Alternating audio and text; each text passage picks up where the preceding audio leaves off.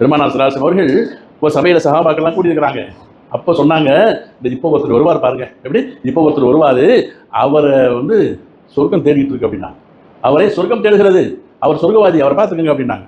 அப்போ பார்த்தாங்க, பெரிய சஹாபாக்கள்ல ரொம்ப பிரபலமானவங்க, பத்ர் சஹாபி வருவார், உஹது சஹாபி வருவார், பெரிய பெரிய பேர் பெற்றவங்களாம் வருவாங்கன்னு எதிர்பார்த்தா ஒரு பேர் தெரியாத ஒரு சஹாபி ஒருத்தர் வராரு, பிரபலம் இல்லாத ஒரு வராரு, மதீனத்து சஹாபி தான், அப்படி ஒன்றும் பணக்காரரும் இல்லை, ஃபேமஸான ஆளும் இல்லை, வந்தார், ஒன்றும் செஞ்சார், டாடியில் தண்ணி சொட்ட சொட்ட போய் தொழுவுக்கு ஒரு பக்கம் நின்னாரு, அவர் தான் வராது, இல்லைன்னா அவரே பார்க்குறாங்க, இவ்வளவு சொர்க்கவாதியா, என்ன அப்படி ஒரு பெரிய ஆள் என்பதாக யோசனை பண்ணாங்க. நான் மறுநாளும் அதே மாதிரி சொல்கிறாங்க, அவர் தான் வராரு, மறுநாள் 3 நாள், என்னடா இது, இவர் அவ்வளோ பெரிய அமல்காரரா, உடனே ஒரு சஹாபி மனசு நினைச்சாங்களாம், அம்ர் இப்னு ஆஸ் ரலியல்லாஹு அன்ஹு, நம்ம அவர் வீட்டுக்கு போயிட்டு ஒரு 3 நாளைக்கு தங்கி என்னதான் அப்படி ஸ்பெஷலாக அமல் பண்ணுறாருன்னு பார்ப்போம் என்பதாக அவர் கொஞ்சம் நோட்டம் போடலாம் என்பதாக அவர் வீட்டுக்கு போனார்.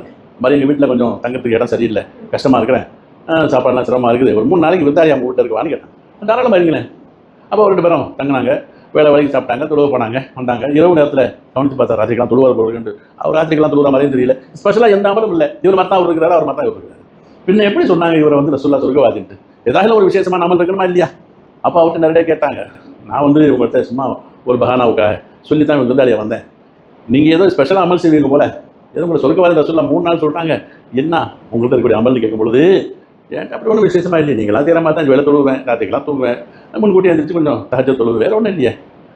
இல்லை பாருங்கள், ஒரு செய்தியை சொன்னாருங்க, நான் யாரை குறித்தும் இவங்க வசதியாக அவர் இருக்கிறாரு, இவர் ரொம்ப உஸ்தி பொருள் இருக்குது, இவர் ஏழை, ரொம்ப அசிங்கமானவர், இப்படி யாரை பற்றி மனசில் நான் வந்து ஒருத்தவங்க உயர்வாகவோ தாழ்வாகவோ கருதி அவர்களுடைய நிறத்தை வச்சியோ பாஷையை வச்சியோ அவர்களுடைய தன்மையை வச்சு யாரையும் மட்டம் தட்ட மாட்டேன், மட்டமாக பேசவும் மாட்டேன், யாரை குறித்து என் மனசில் கல்பில் ஹசது வைக்க மாட்டேன், இதுதான் என்னுடைய அமல், வேற ஒன்றும் இல்லை. நாங்கள் ரசூலுல்லாஹ் சொன்னாங்க, அதனால தான் சொர்க்கம் போகிறாரு.